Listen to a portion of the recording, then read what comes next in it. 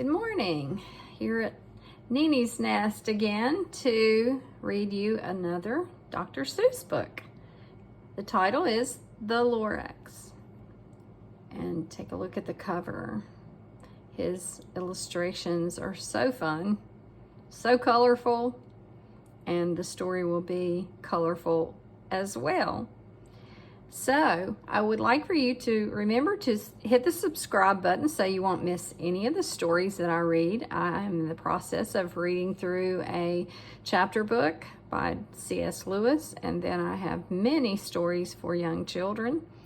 So give me a thumbs up if you like this story, and you can also find me at More Than Oils with Neens. I can put that on my YouTube description so that you can find me on Instagram, and you could comment there when you see the books come up, and maybe give me a few suggestions of books you would like to hear me read. So here we go with The Lorax. This makes me excited to see what comes next. What is that inside the box? Here's the title page, The Lorax by Dr. Seuss.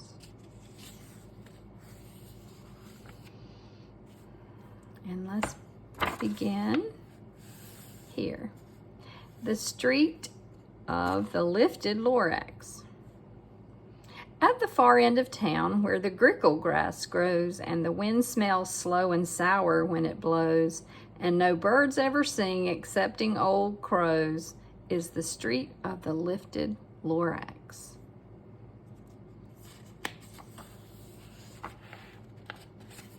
And deep in the grickle grass, some people say, if you look deep enough, you can still see today where the Lorax once stood just as long as it could before somebody lifted the Lorax away.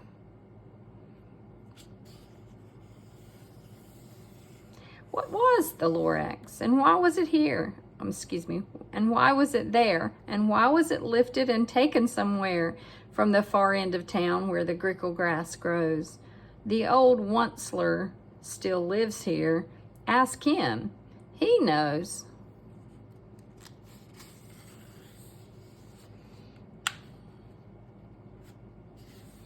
You won't see the onceler. Don't knock at his door. He stays in his lurkum on top of his store. He lurks in his lurkum cold under the roof, where he makes his own clothes out of muffered moof.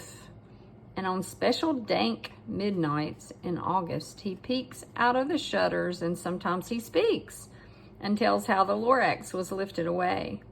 He'll tell you, perhaps, if you're willing to pay. Now you can see his name right here, the onceler. That must be him.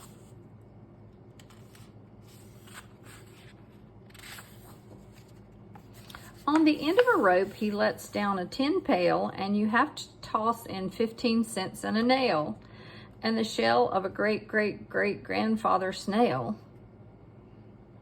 Well, that's quite random. Where would we find a shell like that?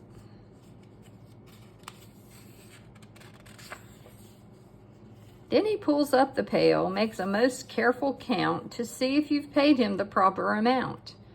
Then he hides what you paid him away in his snubby, his secret strange hole in his grovelous glove.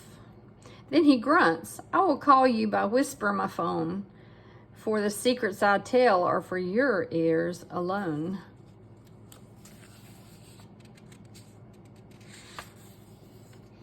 Slop. Down slips the whisper-my-phone to your ear, and the old onceler's whispers are not very clear, since they have to come down through a snurgly hose, and he sounds as if he had smallish bees up his nose. Now I'll tell you, he says, with his teeth sounding gray, how the Lorax got lifted and taken away. It all started way back, such a long, long time back. way back in the days when the grass was still green and the pond was still wet and the clouds were still clean. And the song of the swummy swans rang out in space. One morning I came to this glorious place, and I first saw the trees, the truffula trees, the bright colored tufts of the truffula trees, mile after mile in the fresh morning breeze. And here you see the Onceler wagon. I like these trees, actually. They're so colorful. And under the trees, I saw brown barbaloots frisking about in their barbaloot suits as they played in the shade and ate truffula fruits. From the ripulous pond came the comfortable sound of the humming fish humming while splashing around. Can you imagine in your mind what the humming fishes sound like?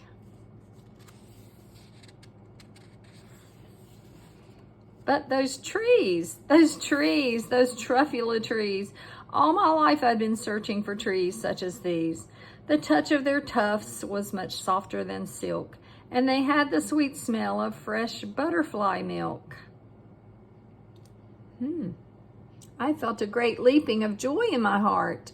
I knew just what I'd do. I unloaded my cart. I see a knapsack and an axe and some kind of a basket. I don't know what some of the other things are, but let's keep going. The Oncelers' place. In no time at all, I had built a small shop. Then I chopped down a truffula tree with one chop, and with great skillful skill and with great speedy speed, I took the soft tuft and I knitted a thneed.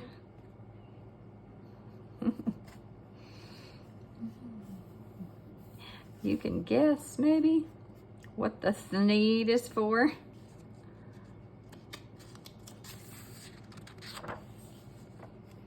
The instant I'd finished, I heard a gazump. I looked. I saw something pop out of the stump of the tree I'd chopped down. It was a sort of a man. Describe him? That's hard. I don't know if I can. He was shortish and oldish and brownish and mossy, and he spoke with a voice that was sharpish and bossy.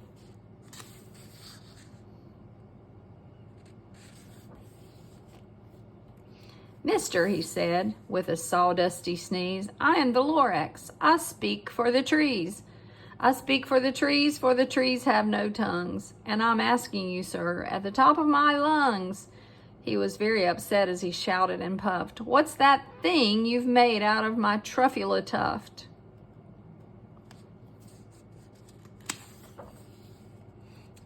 Look, Lorax, I said, there's no cause for alarm. I chopped just one tree. I'm doing no harm.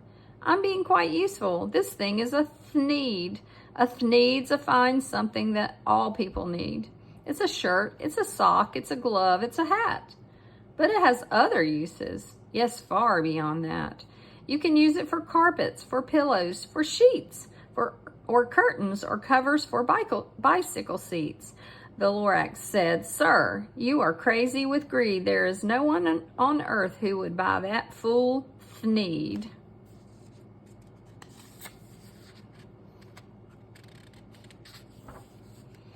But the very next minute I proved he was wrong, for just at that minute a chap came along and he thought that the thneed I had knitted was great. He happily bought it for $3.98. I laughed at the Lorax. You poor stupid guy. You never can tell what some people will buy.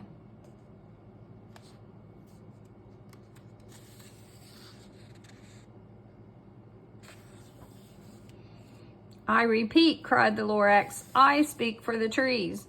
I'm busy, I told him. Shut up, if you please. I rushed across the room and in no time at all built a radio phone. I put it in a quick call. I called all my brothers and uncles and aunts, and I said, listen here, here's a wonderful chance for the whole Onceler family to get mighty rich. Get over here fast. Take the road to North Nitch. Turn left at Weehawken. Sharp right at South Stitch. How do you like that radio phone? Look at all the working parts.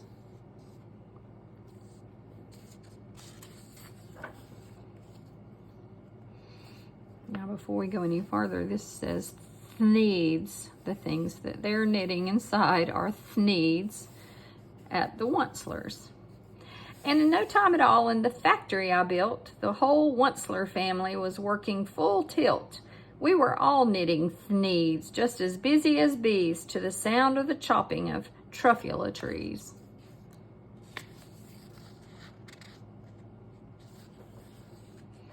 Then, oh, baby, oh, how my business did grow. Now chopping one tree at a time was too slow. So I quickly invented my super axe hacker, which whacked all 4 truffula trees at one smacker. We were making Thneeds 4 times as fast as before, and that Lorax, he didn't show up anymore.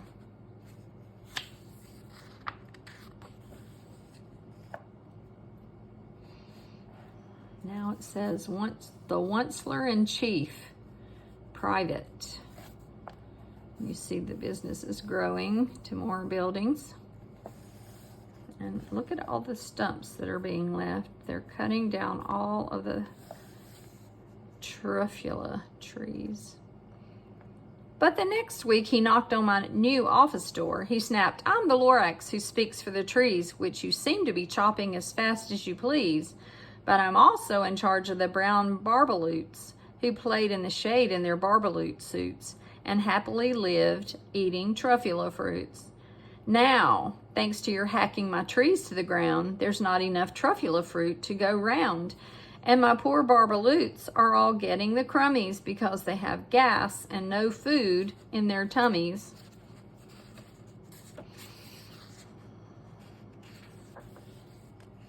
They loved living here, but I can't let them stay. They'll have to find food, and I hope that they may. "Good luck, boys," he cried, and he sent them away. I, the Onceler, felt sad as I watched them all go, but business is business, and business must grow, regardless of crummies and tummies, you know.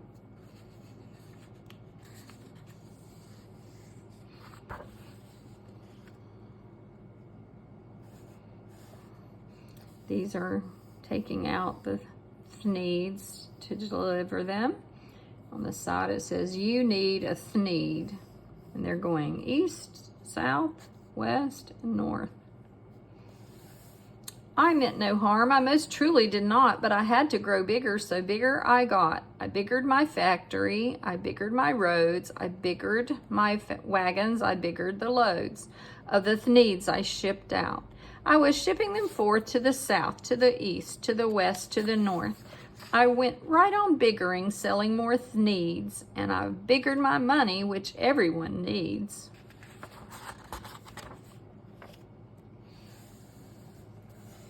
Then again he came back. I was fixing some pipes when that old nuisance Lorax came back with more gripes. "I am the Lorax," he coughed and he whiffed. He sneezed and he snuffled, he snargled, he sniffed. "Onceler," he cried with a crufulous croak, "Onceler, you're making such smogulous smoke. My poor swummy swans, why they can't sing a note. No one can sing who has smog in his throat."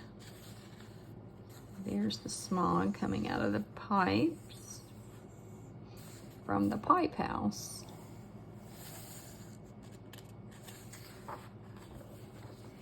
"And so," said the Lorax, "please pardon my cough. They cannot live here, so I'm sending them off." "Where will they go?" "I don't hopefully know. They may have to fly for a month or a year to escape from the smog you've smogged up around here."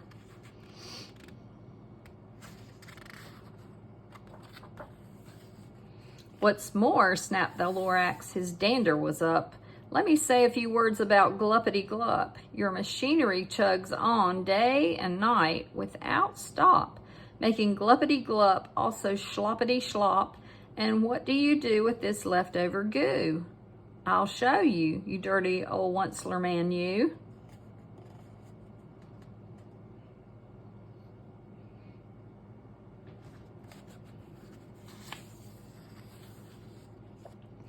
You're glumping the pond where the humming fish hummed. No more can they hum, for their gills are all gummed. So I'm sending them off. Oh, their future is dreary. They'll walk on their fins and get woefully weary in search of some water that isn't so smeary. Oh, that looks dreadful.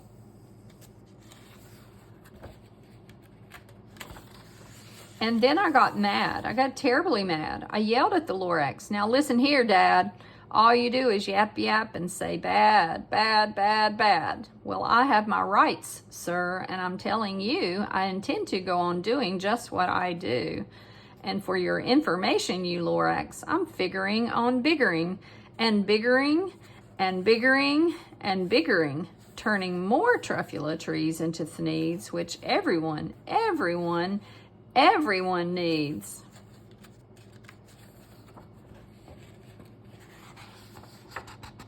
No more trees, no more needs, no more work to be done. So in no time, my uncles and aunts, everyone, all waved me goodbye.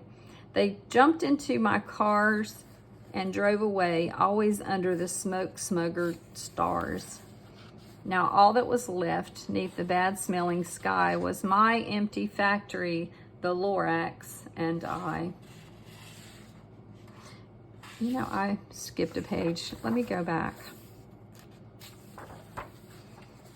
After he said he was biggering, and turning more truffula trees into thneeds, which everyone needs. I should have read this page next. And at that very moment, we heard a loud whack. From outside in the fields came a sickening smack of an axe on a tree. Then we heard the tree fall, the very last truffula tree of them all. Well, this was an important page because this is when the problem maybe begins to be fixed. Let's hope so. So we go to the page that I read. No more trees, no more needs, no more work to be done because the last truffula tree was chopped down. So in no time, my uncles and aunts, everyone, all waved me goodbye. They jumped into my cars and drove away under the smoke-smuggered stars. Now all that was left neath the bad-smelling sky was my big empty factory, the Lorax, and I. Lorax and the Onceler. The Lorax said nothing, just gave me a glance, just gave me a very sad, backward glance as he lifted himself by the seat of his pants. And I'll never forget the grim look on his face when he hoisted himself and took leave of this place through a hole in the smog without leaving a trace. So remember the place at the beginning of the story? He hoisted himself. That means he, I guess, lifted up into the sky and went through the smog.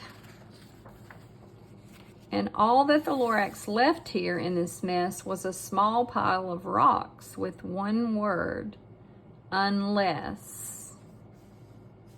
Whatever that meant, well, I just couldn't guess. That was long, long ago, but each day since that day, I sat here and worried away. Through the years, while my buildings have fallen apart, I've worried about it with all my heart.